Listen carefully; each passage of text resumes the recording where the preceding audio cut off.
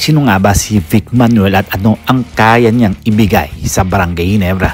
Si Vic Manuel ay kilala bilang The Muscle Man, ay isa sa power forward na matagal nang kilala sa PBA sa kanyang explosive inside scoring, physical defense at matibay na katawan na kayang makipagsabayan sa mga big man kahit undersize siya, nasa 6'4 lang.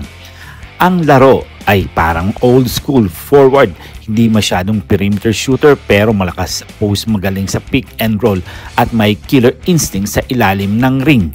Sa mga team na nasa isahan siya na gaya ng Alaska, Phoenix at San Miguel, madalas siyang ginagamit bilang instant offense of the bench o kaya enforcer type player na nagbibigay ng energy.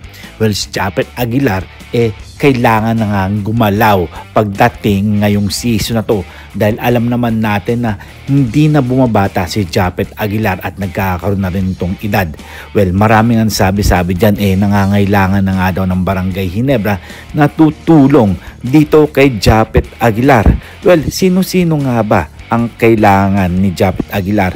Well, may mga nagsabi nga ang Barangay Ginebra na si Coach Tim Cone ay triangle offense-based system pero over the years ay hybrid na, meaning mas flexible at depende sa kung sino ang nasa loob.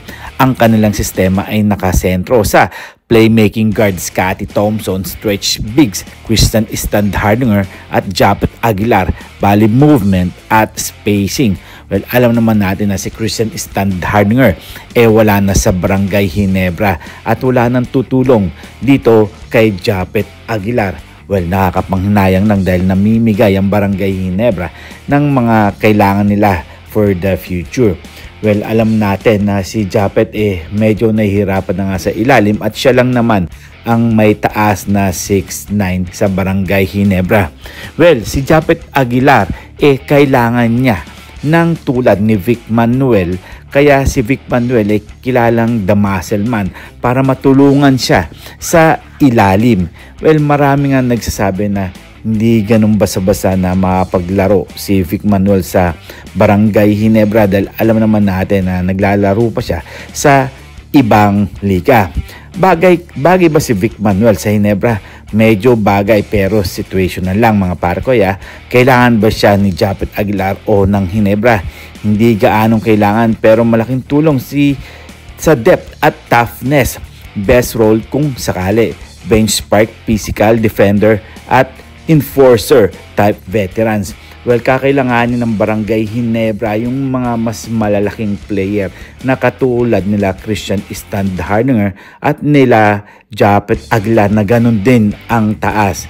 Well, alam naman natin na si Greg Slaughter medyo malabong makakapaglaro sa Barangay Ginebra dahil hanggang sa ngayon nga wala pa rin balita dito sa player na to.